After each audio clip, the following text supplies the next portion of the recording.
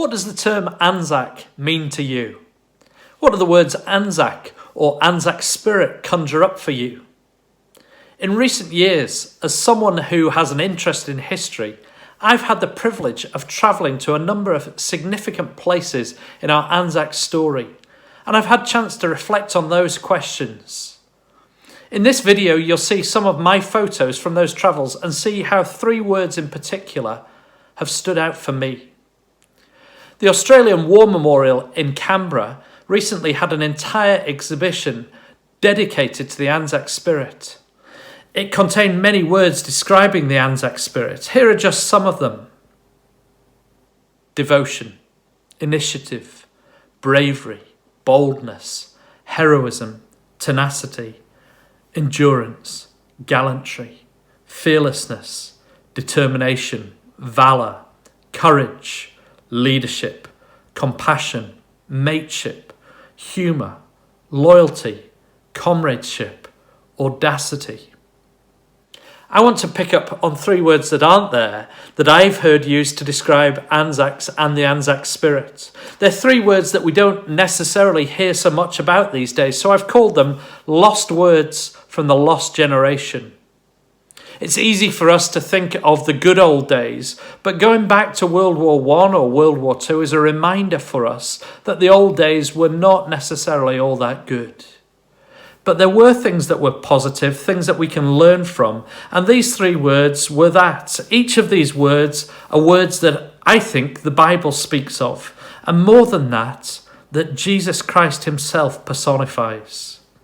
The first word is selflessness. If there was one word that epitomised the attitude of the ANZACs involved in World War I, it would be this. The men and women who gave themselves and their loved ones to the war cause were completely selfless.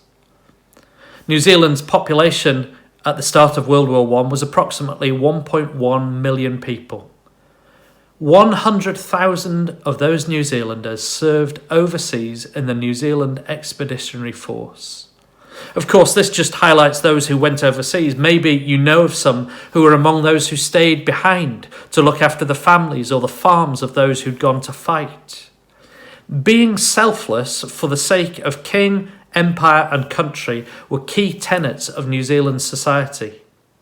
Listen to Christopher Pugsley, the New Zealand war historian, as he writes, "To be a New Zealander in 1914 was to be taught that the empire itself looks to you to be ready in time of need, to think, to labour and to bear hardships on its behalf." I'm not trying to defend an imperialistic worldview, but we should affirm that the men and women who supported the ANZAC cause were selfless in what they did.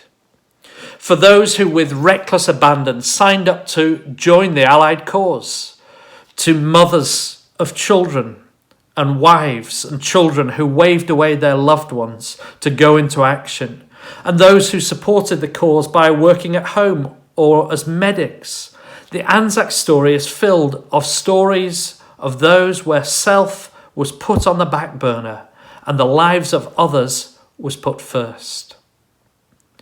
And that's the message of the Bible, that God has created us not to live for ourselves, but to live for something, someone beyond ourselves. We're called to put others before ourselves and ultimately to put God before all else.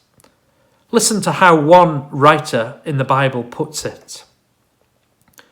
"Do nothing out of selfish ambition or vain conceit. Rather, in humility, value others above yourselves, not looking to your own interests, but each of you to the interests of the others. In your relationships with one another, have the same mindset as Christ Jesus, who, being in very nature God, did not consider equality with God something to be used to his own advantage. Rather, he made himself nothing." It's clear as we read the Bible that God expects us to put others first. But more than that, he shows us how to, by doing it himself. He, the almighty, all-powerful God, doesn't consider that something to use to his own advantage, but rather he makes himself nothing. There are countless stories of selflessness throughout World War I. I remember one of a larrikin called John Douglas Stark, who kept on getting himself into all kinds of trouble. In April 1916, he was court-martialed for creating a disturbance on a drunken spree. He was offering violence to his superior officers and was given a 5-year suspended prison sentence. Just a few months later, at Armentières, in a raid on German machine gun posts, this is what happened to Stark, and I quote a semi-official account. He was wounded, but went back over the parapet at least a dozen times, bringing in a wounded man each time, and at dawn had to be restrained from going out again. He was recommended for a Victoria Cross for his actions that night. The bad lad was made good. You probably know of New Zealand's own Victoria Cross recipient, Corporal Willie Appiata, and his brave actions protecting his mates. In the Australian War Memorial, there's a tribute to one of Australia's Victoria Cross holders. It reads, "He insisted on being left behind in the hope of being able to save the lives of others."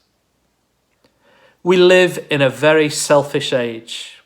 And in recent weeks, globally, we have been called to live selflessly for the greater good. I believe that one of the reminders from the lost generation is that we should be willing to be self-sacrificing for the sake of others. The second forgotten word is service. It's a word that has gone out of fashion, but one that summed up what the Anzacs were about. Yes, there were many who joined up to see the world and for the adventure that would follow, but for many, it was out of a sense of duty and loyalty, a sense of service for king and empire. This is how one New Zealand Patriotic Society recruitment poster put it. "It's not enough to give your cash, although the same's required.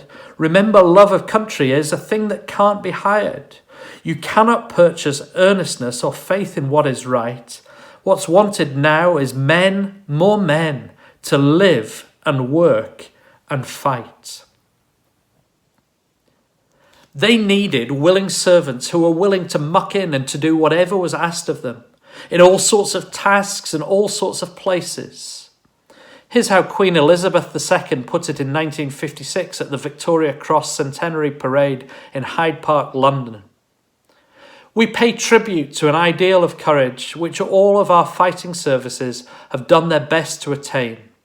For beyond this gallant company of brave men, there is a multitude who have served their country well in war. Some of them may have performed unrecorded deeds of supreme merit for which they have no reward." That, for me, sums up what service is about. Doing things that may not be recorded by others and which certainly have no guaranteed reward. Listen to Jesus' words. "Whoever wants to become great among you must be your servant, and whoever wants to be first must be slave of all. For even the Son of Man did not come to be served, but to serve and to give his life as a ransom for many." These verses remind us that the Anzac spirit is God's way as well. That if you want to be great, you must be a servant. In fact, more than that, Jesus himself didn't come to be served, even though he could have. Rather, he came to serve and give his life as a ransom for many. It follows on from some of the previous verses that we read, that Jesus made himself nothing, that the Creator served those whom he had created. And it's why we recognize and thank God for those who give themselves up in service for our sakes. This brings us to our final word: selflessness, service, and sacrifice. Again, it's not a trendy word, not a word that is widely endorsed by many today. And yet it's a dominant theme as we remember those who have given their lives. They sacrificed their lives for our sakes. It's why we will say we will remember. They selflessly gave themselves in service and sacrifice. Let me show you 3 pictures that illustrate the sacrifices people made on our behalf. The first is taken from the Otago Settlers Museum in Dunedin. It's a graphic of the small town of Port Chalmers. Of the 53 boys in this picture that came from Port Chalmers, 52 of them, marked in red, were either killed or wounded. And just one, the third from the right on the second back row, was recalled to medical study. It's a graphic that shows us the cost, the sacrifice made by so many. Here's another picture from the same museum. They're streets you may not be familiar with, streets of Dunedin. But each cross marks a known casualty in the years between 1915 and 1918. The sacrifice was huge. Here's another illustration of how significantly New Zealand was affected by the sacrifice of our people. 93% of our forces were wounded or killed at Gallipoli.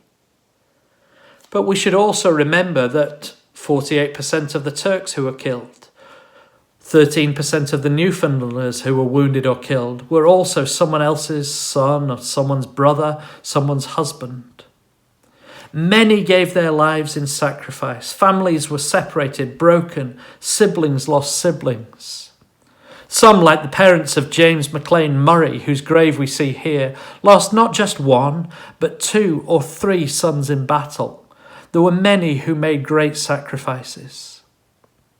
Listen to the story of David Coyne, an ANZAC who received the rare award of the Albert Medal in gold for an act of outstanding bravery in saving lives. It was one of the few medals that could be awarded posthumously. He threw himself on a grenade which was about to explode, shielding his colleagues from the blast, seriously injuring himself and ultimately causing his own death.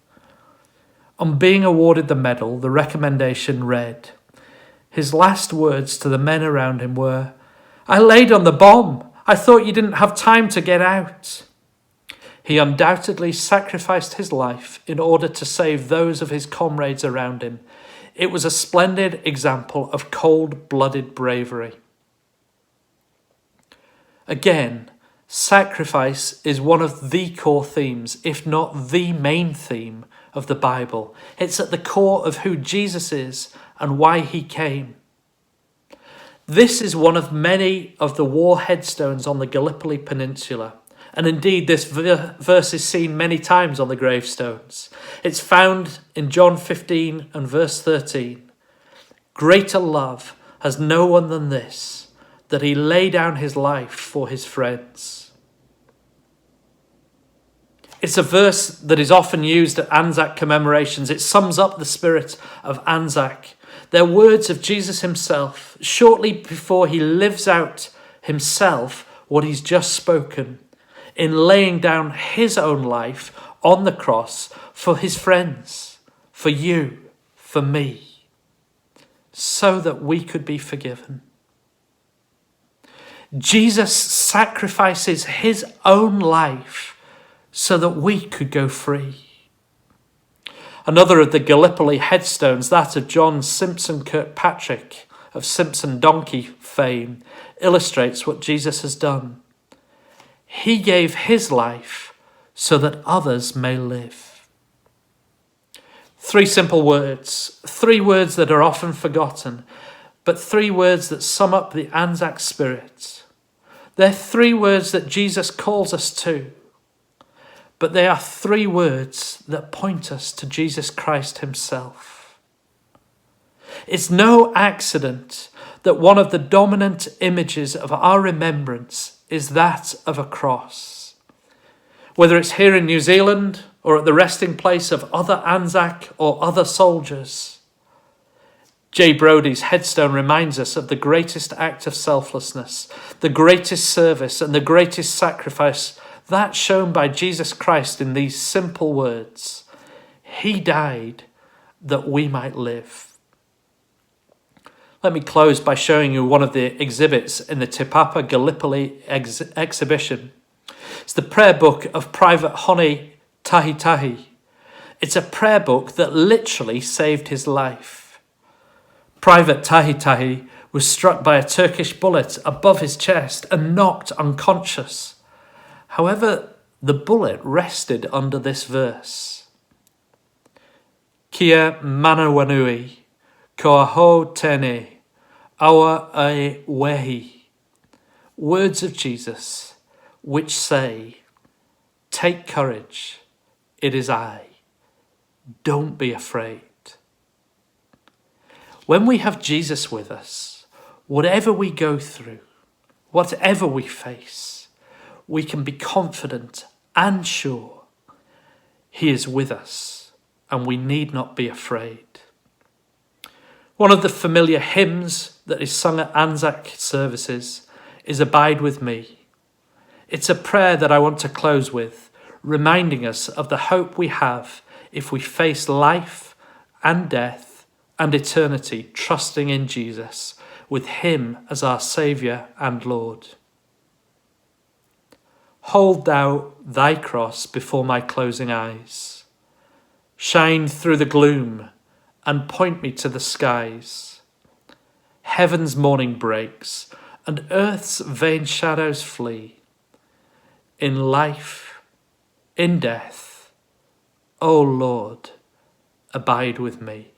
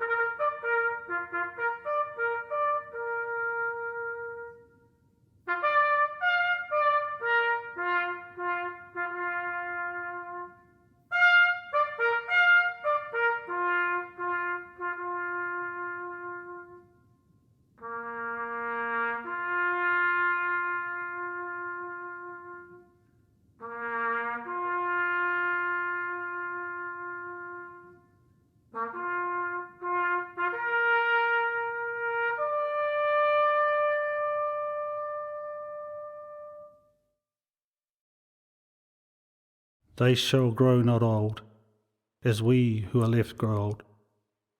Age shall not weary them, nor the years condemn. At the going down of the sun, and in the morning, we will remember them. We will remember them.